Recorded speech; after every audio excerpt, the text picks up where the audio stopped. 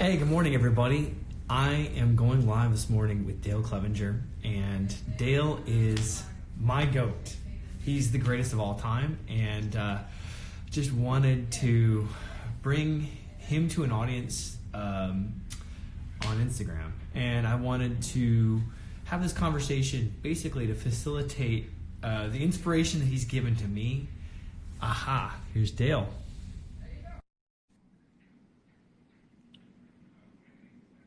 We're waiting for Dale. I wanted to facilitate a conversation with Dale. Hey, good morning, everybody. Good morning, Dale. How are you? Fine. Hey, you are live on Instagram. Right now. 10:58. Okay. So we have an hour to talk together, and basically what I wanted to do is facilitate a conversation with you about your career and your inspirations. What stands out to me is just the fact that you've had such a long career and you've worked with everybody from Leonard Bernstein, George Schulte, Carlos Kleiber. It's easier to say who I've not worked for. Unbelievable. Yeah. Well, could you tell us a little bit about where you're from and your first musical encounters? Like, what were your first musical experiences? I was born in Chattanooga, Tennessee. And what would be, for a long time, it was podunk, which means it's just a small town, not so important. Now it's getting more important because they have a Volkswagen plant there, and it's pretty big. My family were a church-going family, so we went to church Sunday morning, Sunday night, and Wednesday night, like clockwork. Wow. And at church, of course, we sang. We did not have instrumental music because it was a type of church that did not have it. So we sang, and in the process, I don't know if I learned music, but I learned the songs, and I sang, and so forth. And then when I was about 7, living two houses away from us was a piano teacher. Wow. And somehow I got connected with her, and we had a piano. Everybody in my family had studied piano at some time in their past. Everybody. Wow. Not everybody played that well, but, So I started studying with Mrs. Dickerson. I remember her name. Remember her name. Yeah. And I was 7 years old, and I studied from 7 until 12 with her, and then I started again when I went to college. So I studied piano almost 10 years total. Wow. But during that time, my father was very interested in culture, in symphony concerts, and in opera. And he was a businessman who was very interested in things that are going on around Chattanooga. And he became president of the Chattanooga Opera Association. And in that process with him, he took me to symphony concerts and operas. And that was the beginning of my becoming infatuated with the symphony orchestra, just looking at it. And in Chattanooga, Tennessee, we had 3 operas per year and about 6 or 8 symphony concerts. So I can't remember exactly how many I went to, but he took me to a lot of them. And looking back on it, I found myself just infatuated with the orchestra itself. Wow. The people there who were actually making the music. And then the music was wonderful. I remember going to the opera of Hansel and Gretel, and they had made one of the houses out of cinnamon cookies, and after the opera was over, everybody went up and broke off a piece of the house and so on. And while I'm looking at the orchestra, my attention went to the horns. Why I cannot tell you. for some people, it goes to the cellos. For some people, it goes to a bassoon. But in this case, it was the horns. And obviously what happened, the more I looked at the horns, the more I paid attention to what they were doing, the more I was infatuated by the whole situation, the orchestra. And I remember the concerts were at the high school where I went to high school. And when the opera played the opera performances, they sat in a pit, which was about 4 feet lower than the stage. So you could sit on the front row and see the stage very well. But I asked my daddy, I said, can I go down and sit by the orchestra? And he said, sure. And I sat down right by the horns, and I just looked at them. And I did it enough times that they got to know me. And by this time, I was in the 5th grade, and we had an opportunity to get band instruments. And naturally, I wanted a horn. My father could not buy it because he couldn't afford it at the time. And so he said, would you be willing to play a trumpet? And I said, oh, okay. So he got me a trumpet. And I remember how much it cost, $125. Wow. Yeah. And I played the 5th and 6th. The schools at that time were 1 through 6, 7, 8, and 9, junior high, 10, 11, and 12. They've changed that now, but at that time. And when I went to junior high, I played in the grade school in the 5th and the 6th grade, the orchestra, band. When I went to junior high, we moved from that area closer to town. In fact, we moved across the street from the junior high school. Wow. And by then I was playing the trumpet, but I was in the 7th grade. And I saw in a closet a horn. It wasn't being used. And I said to the band director and the lady orchestra director, I said, can I try that horn? And they didn't have any horn players, so they said, sure. So I put away the trumpet. I got a school horn, a single F silver horn. And just like you have in your studio, right? It's very similar to that. And actually, curiously, somebody's saying they don't get Instagram. Sorry about that. I got a hold of that horn, but it was stolen from me. So otherwise I would have had, I don't know what it was. It was a silver horn. The one I have now is quite a bit better than that one. Can we just do a couple hellos to people in the audience real quick? Absolutely. First of all, I'd love to just interrupt you and just say hi to Jesse, your son, who's watching. Emily and Jesse are watching from Dallas. Hopefully from Dallas, maybe from Houston, not quite sure. I know we've got Hans Klepsch, who's third horn in the Cleveland Orchestra. We've got Eric Reed from New York. Hello, gentlemen. So nice to see you. Hey, Eric. We've got Melody from Taiwan. We've got Mark Jansen from Dallas, Texas. Hey, Mark. Mark is a student of yours at Roosevelt. Yeah. And we've got Amber Dean. Dave and Mr. Clevenger, two of my favorite horn players. Thanks, Amber. And we have Esteban, the new principal trumpet in the Chicago Symphony. Yeah. Hi, Esteban. Esteban is one of my dear friends. We're so lucky to have him here in Chicago. Fantastic musician who plays the trumpet. Yeah, absolutely. I know that's what people say about you, Dale. They say that you're a fantastic musician who plays the horn. That's one of the things that Jay commented. He said, Dale's one of the finest musicians on any instrument that I know of. He just happens to play the horn. And that's one of the things I would love to get into. What inspired you musically? How did you take this instant love of the horn and transfer your musical? If I can continue my story. Yeah, sure. Your question will be answered.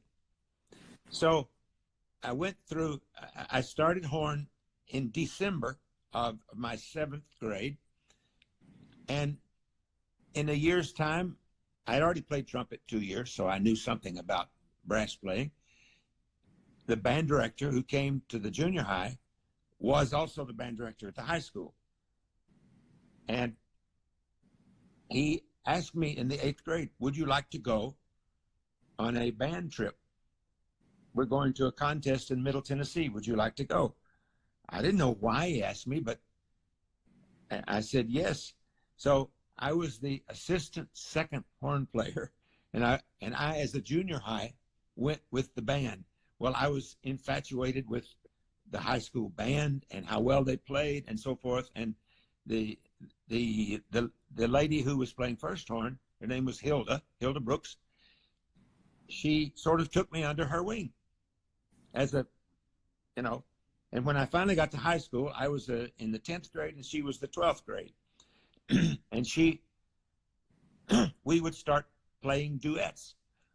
Well, when I started the horn, by the time I was 14, I was already buying records.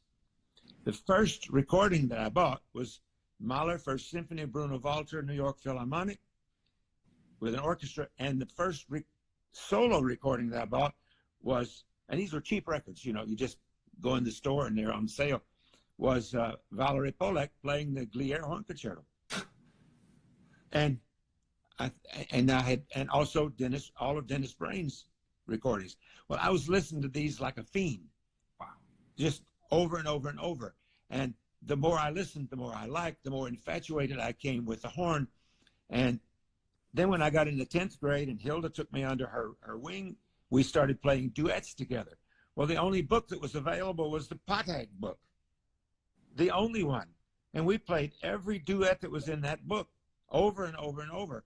Well, I learned, by the time I was the end of the 10th grade, I learned all the Beethoven symphonies, the keys, you know, the horn solos and everything. Just play it. Then I took an audition the beginning of my junior year to play in the Chattanooga Symphony, 4th horn. Well, the lady who played 3rd horn was a former student of Forrest Stanley. And she told me about this teacher that she had. And would you like to go study with him? And I said, sure. And so I played 4th horn in the Chattanooga Symphony for 2 years. So already I've got 12 or 15 concerts and 1 opera be under my belt. They had to have 3 horns in this opera because it was Fidelio. And I got to play 3rd horn in Fidelio. And guess who the tenor was? A very young Jan Vickers, wow, who became the greatest tenor in the world. We didn't know that, but everybody, as soon as he started singing, everybody in the pit looked up at him and said, my goodness, who is that? Young Canadian tenor. So by the time I finished high school, I had played 2 years, 4th horn, probably 25 concerts. And plus, the high school I went to had the best music department in all of the South. We had a great chorus, an excellent orchestra, an excellent concert band, and the best marching band in 8 states. Mm. Our band director was very, very famous. He wrote 12 books on marching and so forth. And yes, I marched for 3 years. Wow. That's crazy to think of you in marching band. Yeah. And in fact, we all did it. We also had ROTC, and I became the director of the band. What do you call it? The drum major. The drum major. Wow. So I didn't have to play. So all of this music is being saturated in me. I still attend concerts. An orchestra come into Chattanooga. I go and listen, blah, blah, blah. At the end of my junior year, I took a bus 24 hours to Chautauqua, New York, studied with Forrest Stanley for 8 weeks. And he asked me if I'd like to study with him permanently. I said, absolutely. So I never applied to any other school. I went to what was Carnegie Institute of Technology. Now it's Carnegie Mellon, where Bill Cavallaro teaches. Yes. Wonderful guy, wonderful musician, wonderful player, and fine teacher. And one of my students here is going to study with him next year. No kidding. So by the time I finished high school, I had all this experience playing in the orchestra in high school and the Chattanooga Symphony. I played that opera and so forth. I went into, and I had already built a record collection that was just terrific. And I listened to it all the time. In this house that we bought near the junior high, it was a very long house. And my room was over the garage, so I didn't disturb anybody when I was listening late at night. And I got to college. I went to Carnegie Mellon and started playing in the orchestra, in the wind ensemble, in the band. And at the end of my freshman year, I was 18. I auditioned and I went down and played in the Wheeling Symphony, but first horn.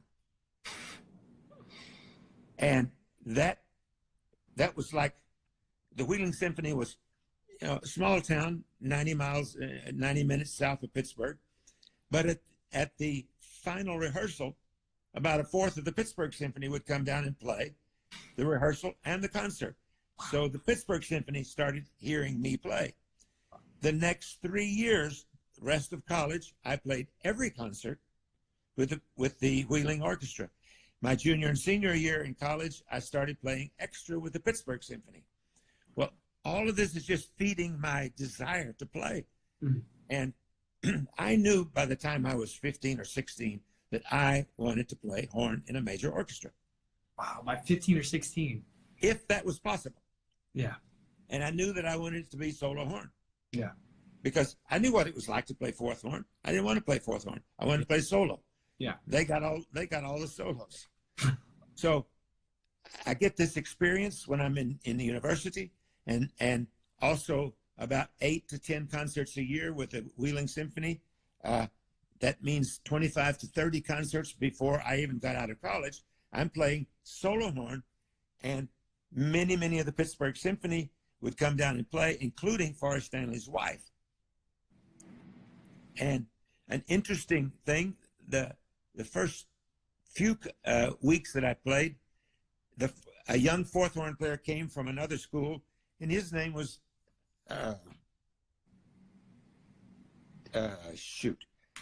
sorry everybody, I forget.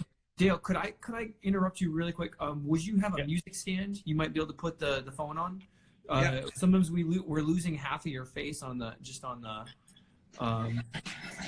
if you wouldn't mind, and then while we've stopped, I really want to just say a quick hello to Dan Gingrich. Dan is watching right now, and I'm blown away to have the two of you here right now. It's just it really, Chicago Symphony for me was the greatest orchestra, that I would ever get to listen to. And then just, maybe turn it down just a tiny, or raise it up, and then so it's square level with your head. So like bring the music stand up and then straighten it. Okay. So it's not like you're looking there, and then lower the desk just a little bit lower. Point it a little lower. You tell me when.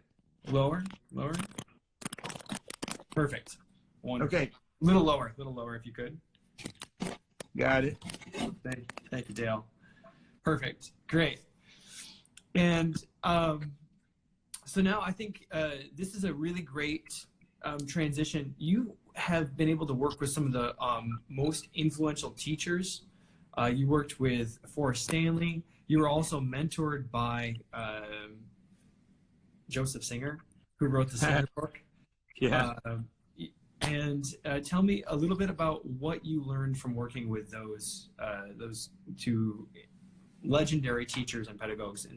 Well, Forrest Stanley, when I studied with him at Chautauqua and decided to go to Carnegie Tech, I invested 4 years of my life studying with him and him only. Mm-hmm. And I had to start thinking in my junior year, what am I going to do when I graduate?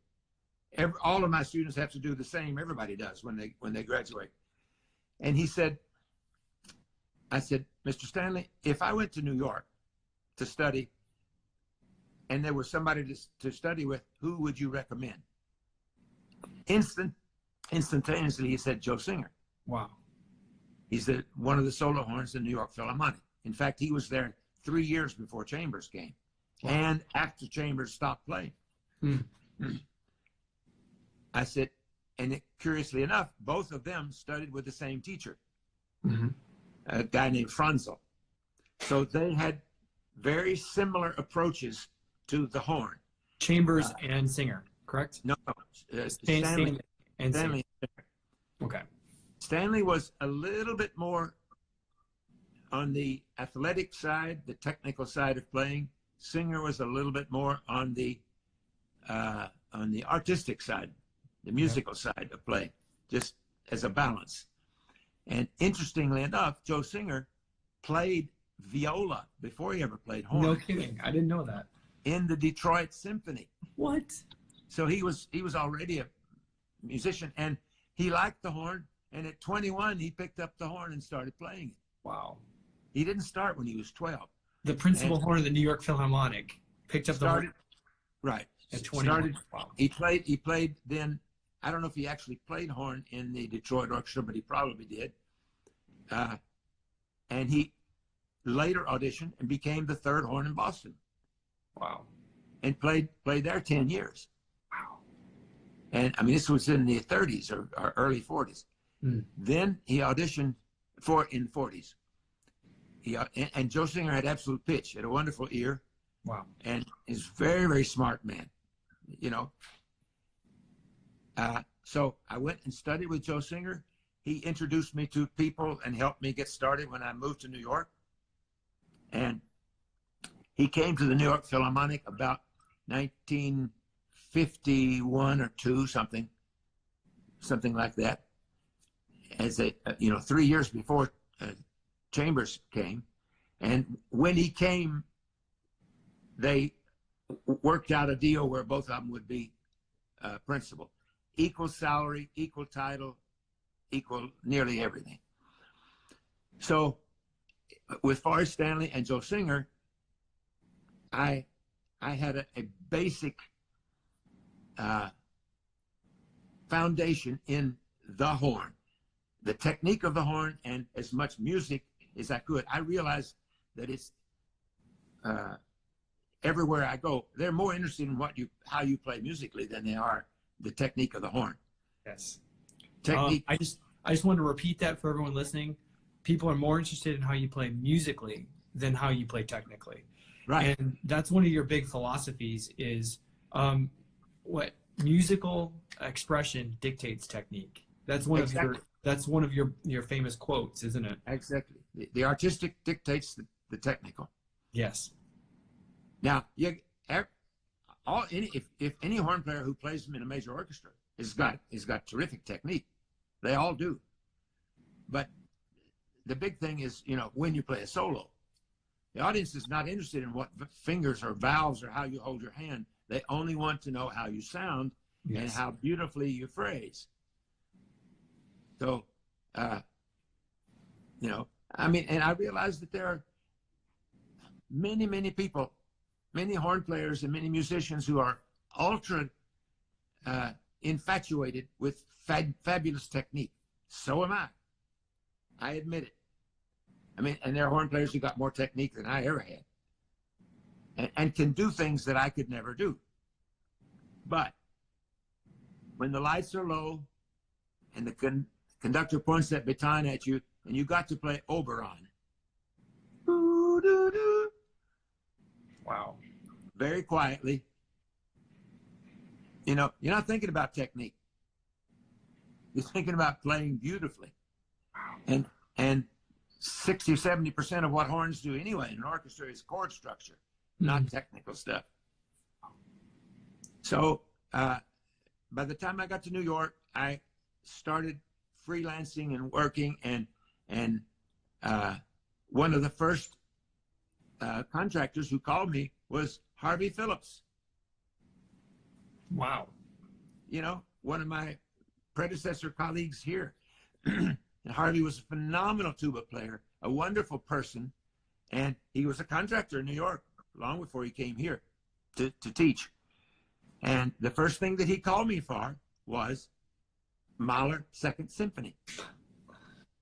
And so I arrived at the rehearsal, and I said, Harvey, what do you want me to play? I expected to be one of the horns off stage. He says, we'd like you to play second horn. I said, oh, Okay. And I was playing with a guy named Ralph Furlick, and I became friends with all the the best horn players in New York. John Barrows had left New York, and that left Jim Buffington and Ray Alonji and all these guys of my generation. And I became friends with them. But being friends is one thing, but how you play when you play with them is quite another. Mm. And I played in several orchestras in New York. They don't do those anymore because so many outside orchestras come into New York to play that the orchestras that were formed from musicians who were freelancing in New York, there are not many of those anymore. Mm. So I got to play in lots of orchestras, and you just gradually build a reputation. I'll tell the story because I think it's necessary.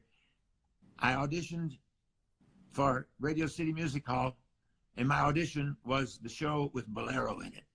And I had to play Bolero probably 50 times because the girls were dancing to the music of Bolero.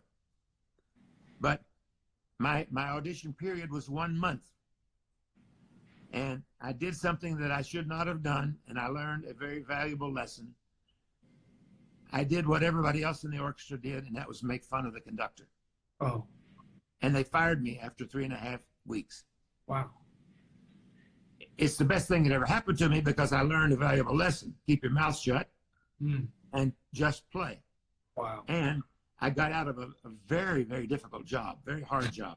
Yes. 50 boleros in a month. Can you imagine?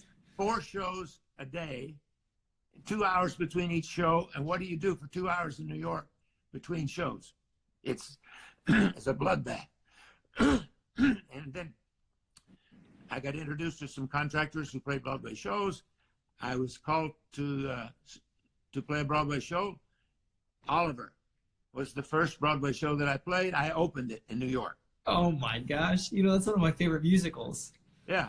Well, we played it in New York. It ran for 9 years. I played 9 months of it. Hey, Dale, just take the music stand and pull it closer to you. Just a little bit closer so we can hear you a little bit better. Just pull more closer.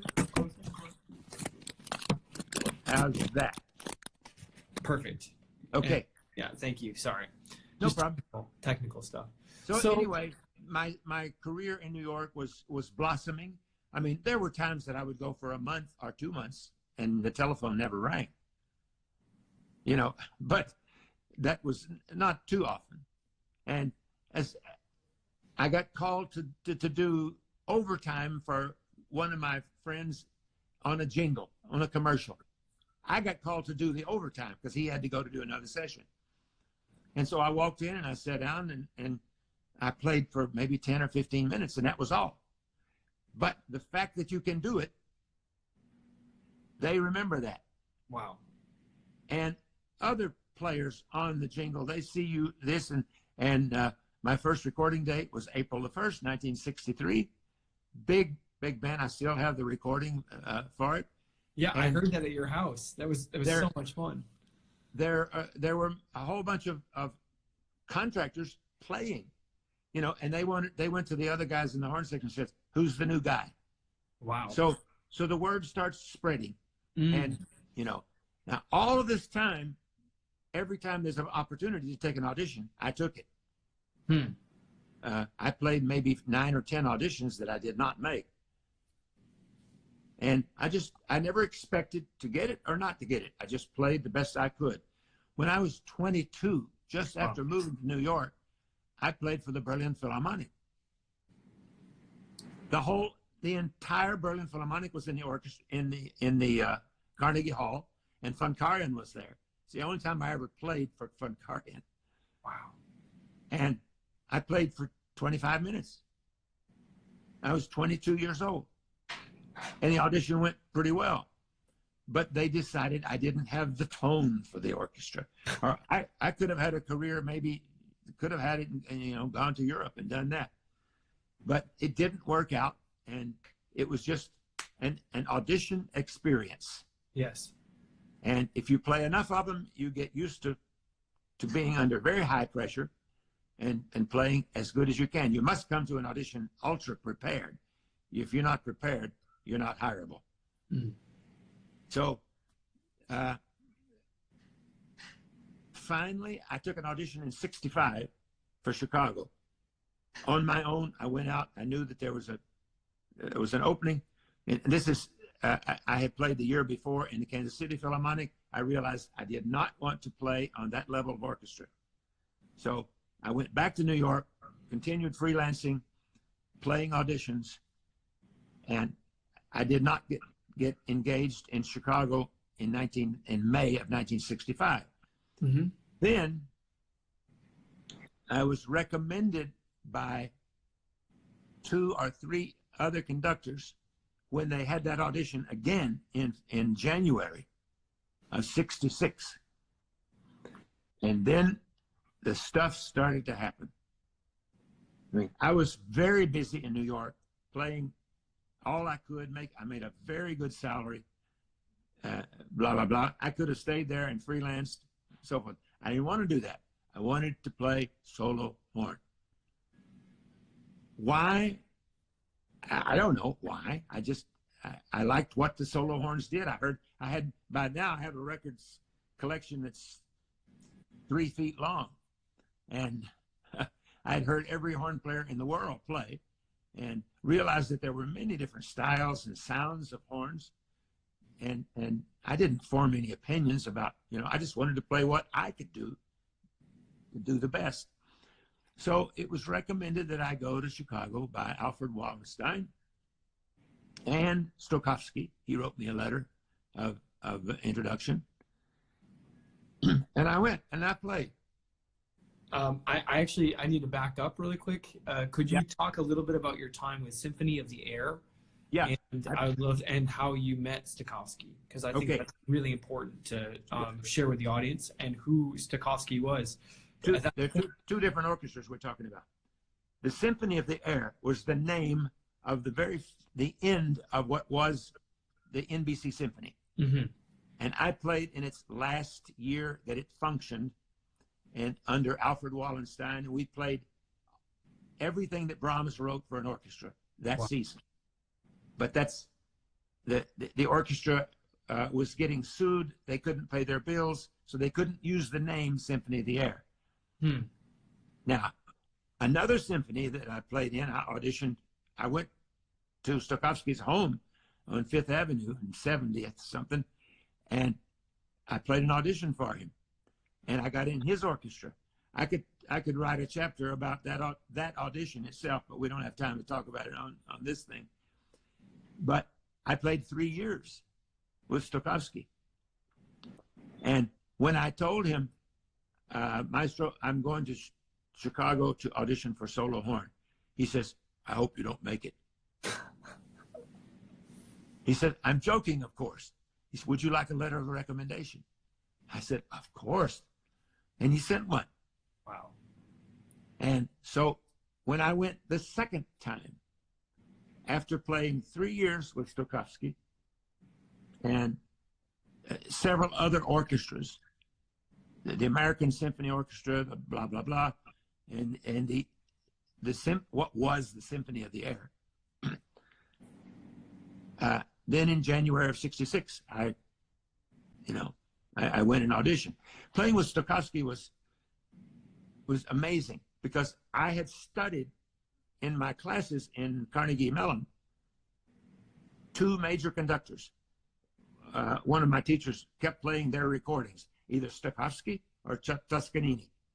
Toscanini was an objective composer. Stokowski was a subjective composer.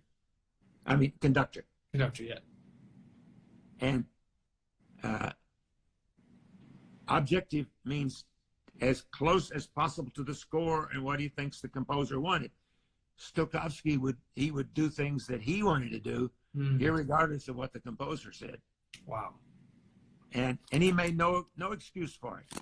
But he was interested in sound, in tone, in beautiful phrasing, and so forth. And the results that each of them got was really quite different. Wow.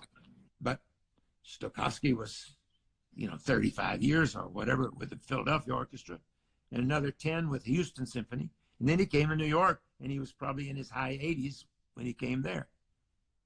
Wow. So, but he liked me, and fortunately, and we I had a wonderful time playing in his orchestra. So you went to Chicago and you did the audition? I went to Chicago the second time in January of '66.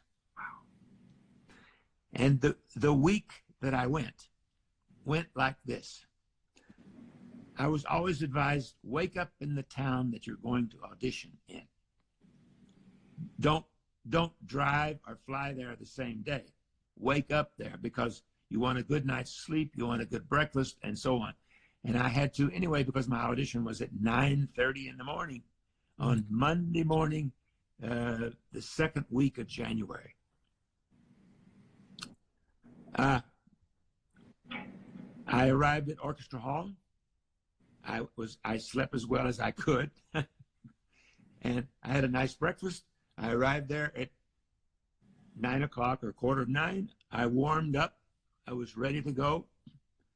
And then at 9:30, they helped the orchestra off stage. They brought me on stage, and I played in Orchestra Hall on stage. And in the audience was the conductor, the acting first horn, Frank Brauch, the manager, and the personnel manager, plus a newly elected audition committee, which did not exist in May when I played 9 months before that, 8 months. But they had a new contract, and this was the first year of a 5-year contract, and they needed the solo horn. So I played for 25 minutes.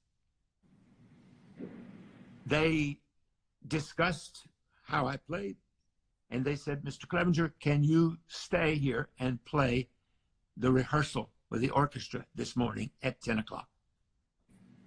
And I said, yes, I suppose so. I have a plane at 1 o'clock or something like that. Go back to New York, but I could change that. I said, what are they playing? What are they rehearsing? Tchaikovsky Fifth. I said, oh, yes. And Andre Previn was the guest conductor. Wow. So Andre was on the podium. Martineau and the committee were all out in the audience. And I sat there and played through the first movement and all of the second movement of Tchaikovsky Fifth Symphony. And it went well. Obviously, or I wouldn't have had the job. So they did not make up their minds at that moment. I flew back to New York. Did not expect anything, didn't know what to expect, so you don't expect anything. Yes, not a yes or a no. I started doing my work. The next morning, that week I had 2 concerts with Stokowski at the end of the week. I had rehearsals in the morning. I also had a rehearsal and a concert scheduled with Wallenstein and what would have been called the Symphony of the Air, all in the same week. And I went back, and on Wednesday morning, before I left the house, they called me and said, Mr. Clevenger, we would like for you to be the new solo horn of Chicago. I fell down on the floor, literally, and cried. Because that was the moment that the beginning of what I had been trying to do since I was 14, 11 years ago, 11 years before that. I screamed, and I went to the rehearsal with Stokowski, and nobody knew then, but within a couple of hours, it was all over the city and all over the country. And by telephone, not by the little phones that we carry today. On Friday morning, that was Wednesday. On Friday morning, Joe Singer called me and says, Dale, he knew that I had made it because I called him. He says, can you come and play extra with us? I said, what's the matter? He said, so-and-so is sick. I'm going to play assistant with Jimmy Chambers, and you can come in and sit in and play fifth. I said, what's the piece? Heldenleben. I said, oh, okay. So on Friday morning, I sight read Heldenleben with the New York Philharmonic in a concert. And I had to leave because that was at 2:00 in the afternoon. I had a rehearsal at 4, and I called him and told him I would be a little bit late because I was playing with the New York Philharmonic, and they knew that. And so I had to rush out during the applause. One of the trumpet players yelled at me as I was walking past me, and he says, "Bravo, whoever you are." And I went back that was at Lincoln Center. I went back to Carnegie Hall. And as I walked in the door to go to my seat for the rehearsal with, we'll call it the Symphony of the Air, Alfred Wallenstein, who had recommended me to go to Chicago that second time, he said to the orchestra, he stopped the rehearsal. He says, "Ladies and gentlemen, I'd like for you to meet the new solo horn of Chicago." You know, and I didn't know how to act. I didn't know what to think. I was, what do you do? And everybody who's been in this situation, you've been there. You don't know what to think. It's like the beginning of what you've dreamed of all your life. You're finally going to get to do it. And on that concert with the Symphony of the Air, I was playing third horn, and Maury Seacon was playing first horn, and we played both Brahms piano concertos, where all the solos are in the third horn. And the piano soloist was Arthur Rubinstein. Wow. And so it is still unbelievable to me that week. And when I got to the New York Philharmonic and played, Steinberg saw me, and he knew me from Pittsburgh playing, and he says, "What are you doing here?" And I said, "Somebody's sick and I'm going to play for them." He says, "Do you know the piece?" I said, "Yes, sir." He says, "Have you ever played it?" And I said, "No." And he said, "Oh my God."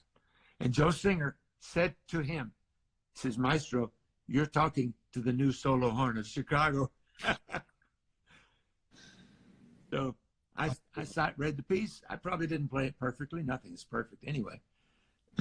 And that was the beginning week. Chicago wanted to know on Wednesday, how soon can you get here? And I said, I have obligations for another 2 weeks. I can come there and be ready for a rehearsal on February 6th, 1966. And my first rehearsal, I walked into the orchestra and I sight read the Frank Martin Concerto for 7 winds, timpani, percussion. And I heard sounds around me like I had never heard in my life. I could not believe. Remember that when I was in high school, I didn't tell you this, but the lunchroom was next to the band room.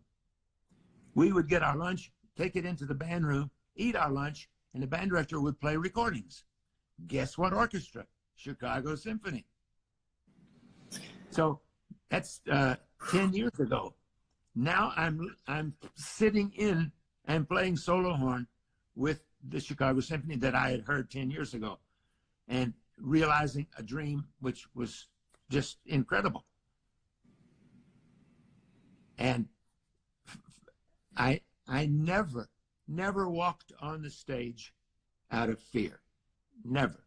Always with anticipation, with anxiety, positive anxiety. I'm here. I'm doing something which I can't believe. And I still can't believe it. I can't believe I did it. And you got to feel the same way. I do. Yeah. I'm really grateful. You know, there's nothing like it. Yeah. The orchestra has changed personalities. It changed a little bit while I was there, and it's going to change when you were there. But it's the Chicago Symphony. Yes. I mean, every big orchestra has this metamorphosis. Could you talk a little bit about Bud, about Jake, Jay, Yeah. the legendary Chicago brass? Well, for me, they were legends by ear. I had heard them on recording. Yes. And and the recordings were unbelievable. I mean, I listened to everything that I could possibly that our band director put on the recording, and I bought Chicago Symphony recordings. I did too. Yeah. I bought recordings from every orchestra. So I heard Cleveland Orchestra, I heard Philly, I heard New York Philharmonic, Berlin Philharmonic. Chicago wasn't the only one. So I was mentally comparing orchestras and so forth. I never heard anything that I liked better than Chicago. And now I'm sitting in front of this giant, this lion, and I can't imagine. I can't believe it. And I imitated him. I listened to the tuba, the bottom of the orchestra, and Kleinhammer and Crisafulli and all of the brass section. And it was just constant inspiration. It never stopped. Never stopped. And gradually I proved myself. You know, I got a headline, the first concert, bold burnished horn. The last sentence of that critique, he said, never mind a couple of missed notes. Wow. They have to mention it. Yeah. And so I realized right away, okay, they're going to give you glory, but they're also going to point out your faults. Yeah. Get used to it. Live with it. From then on, I didn't pay much attention to critics because most critics are like eunuchs in a harem. No, Dale, let's skip that. They can make out of it. That's not my comment. That's Alan Civil's. Okay, all right. So we'll say that's for Alan Civil. They can do with that what they want. I can say that now. Okay. Anyway. Yes. So every day for me was a red letter day. Every rehearsal, every concert, tour after tour. I got to know these men privately. Herscheth was a certain persona when he was sitting there playing. Wow. He was another persona when he had been at the bar in the hotel and had a couple of belts of whiskey. He was just a fantastically interesting man. Wow. And smart, and as it turns out, I understand John Hagstrom is writing either a book or an article on him. I think a biography maybe, and he's compiling his journals, which right. Bud's son actually gave to John. In that journal, I was told that Bud, from before he got in the Chicago Symphony, he planned everything, everything that he played, the way that he played, what he wanted to accomplish, in detail. And of course, you hear that, and you're not aware of that when you listen to that, but you're just aware of this virtual perfection. I mean, I actually heard him miss a couple of notes in a season. Wow. You know, and I heard him mumble under his breath many, many things, some of which I can repeat on the air, some not. But, he was a human being like all the rest of us, but he was he, like you, like me, and many other people, he was given a gift from the Almighty. Why? I don't know. Why me? I don't know. To be able to do something that's beyond imagination and that gives the whole world a pleasure, a joy that is undescribable. And heaven knows that right now, during this time, the world needs some joy because, with this virus that's going on, wow, when will we ever get out of it? But that's the beginning of my time with Chicago Symphony. And over the course of the year, I realized that Chicago Symphony, more than any other orchestra, was getting the best of the best of the best conductors to conduct them. And most other major orchestras never played with Schulte. They don't know what it's like to play with Schulte. They never played with Barenboim, except when he was playing the piano, but they never played with him conducting. They never played with Abbado only Los Angeles played with Giulini because he became the music director there. Wow. And those four by itself. And then, as you mentioned, Carlos Kleiber. Chicago's the only orchestra they ever conducted in America. Yes. And many, many, many, many other fantastic conductors. We had many mediocre conductors. And they didn't come back, some of them, but, you know, not all conductors can be great. Some are better musically than they are conductorially. Dale, do you have a favorite conductor that you worked with, like that you could talk about?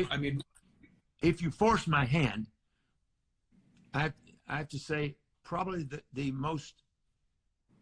the greatest musician that I can remember overall in every way is Daniel Barenboim. I was listening to his Bach Goldberg variations this morning, and it's just he's like a reincarnation of Mozart. Yeah. And Bach, and I played with him as a conductor. I also played lots of chamber music with him. I sat on the stage and played chamber music in the form of when he's playing a Mozart concerto or Beethoven concerto. Wow, what was that like? It's unbelievable. I missed entrances because I'm watching what he's doing and listening to what he's doing. It's not like anybody else. Somehow it rises above the fray. Could you talk about the master class he gave in Chicago that you recommend for all your students to watch with the young pianists? Oh, boy. It's an insight into his mind and a window into his thoughts. Let me prelude that with, I had insights into his mind as a conductor many, many years, because he started conducting. He's 2 years younger than I am. And he came when he was 28, and he was a guest conductor until he became music director. And that's a lot of years. That's over 35 years or more that I actually played as a musician, and he's conducting. Also, these master classes, he did everything. Whatever, as a conducting teacher, he was fantastic. Amazing. He didn't try to change anybody. He just got them thinking in a different way. And I was at the master class where he was coaching. I can't remember the name of the pianist. They later on became very famous themselves. There was Lang Lang and Jonathan Biss, right? Those pianists, Biss and Lang Lang, right? Lang Lang was very smart. He went and studied with Barenboim privately every month, and he, it changed his musicianship. Wow, a lot. Lang Lang was spectacular as a pianist, and very good music. But his music started to change as he worked more and more with Daniel. And most conductors don't give themselves the way Daniel did.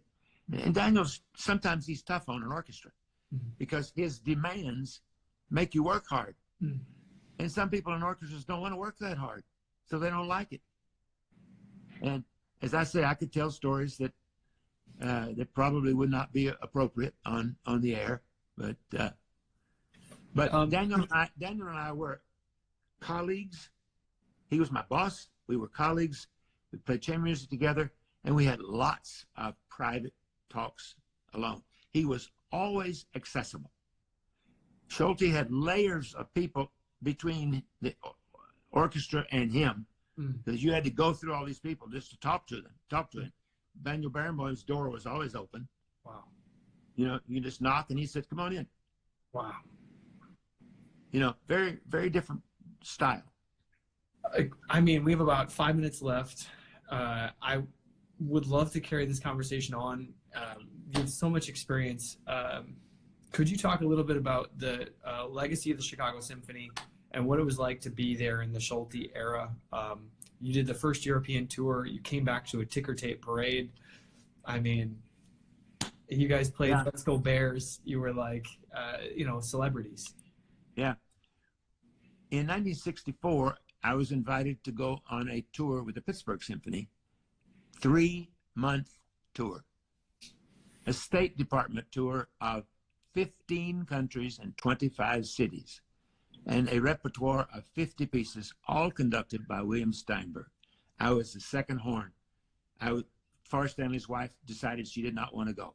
So I went and had a phenomenal time. But as a single person, for me, traveling was great. I have a wonderful quote by Mark Twain. Let me get it. No, I can remember it. Travel is fatal to bigotry, self-centeredness, the kinds of things that we're going. I have it right here. Let me see. I can pull it up real quick, Dale. I got it. Travel is fatal to prejudice, bigotry, narrow-mindedness. And as I heard it and was looking up other Mark Twain things, I got to go back and listen to all of Mark Twain's quotes. They're phenomenal. They're amazing. But I traveled 3 months with the Pittsburgh Symphony. What they found out was no orchestra will ever go on a 3-month tour again. No major orchestra, never again. So the first Chicago Symphony tour, instead of 3 months, was 6 weeks. Wow. And they even decided that 6 weeks was too long. Yes. But the conductors were Schulte and Giulini. Wow. When we got to Berlin, the intendant of the Berlin Philharmonic, Stresemann, he said to me, "How do you get Schulte and Giulini in the same tour to conduct together? This is amazing," because they knew what kind of conductors they were. But everywhere we went, they expect you to play like gods. Mm-hmm. So we tried to rise to everybody's expectations. We played as beautiful and as wonderful as we could. There were parties. I got on a later tour. I found out that there were 2 men in a recording company who were following the orchestra, and we were playing every other night Bruckner 4, Mahler 9, Bruckner 4, Mahler 9. And we got to a party in Vienna, and these 2 guys asked me to sit down at the table with them, and they were executives of Teldec recording, and they asked me to do recordings with them. Wow, those were the Haydn recordings, and that led to the Mozart recordings. Yeah, some of my favorites. Yeah, you mentioned that I had done 1,000 recordings. That's a little bit too generous. Ohlberg used to keep track of how many and exactly what recordings pieces we did. And by the time I left the orchestra, it was over 700. Dale, I have 2 minutes left. Could you just give a little bit of hope? Why is music and the arts so, why are music and the arts so important in this time of, Corona? Music is like an opiate.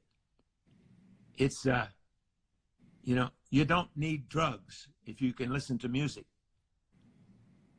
And I mean all kinds of music. I am infatuated with jazz. We have a wonderful jazz department here. But some music goes a long way with me. I don't particularly like to listen to a lot of country music. But great music, opera, symphonies, jazz, if we play them, it's all by ear. Not improvised, but we use our ears. And it makes us happy to do it. It gives us joy, and it gives the world joy. And if anybody will just take the time, the thing that I could encourage students and professionals the most, listen to orchestras, listen to recordings. And I mean, really listen. Listen with a score. Listen. I did that from the time I was 14. I didn't realize that I was doing the right thing, but I did it. Wow. But listen, it will make you happier. It will give you joy. And if you can then perform publicly and do that, that will give you more joy. That's what we are unique in that. in the performing art, all the performing arts, all of the arts, Wow. the symphony orchestra is unique.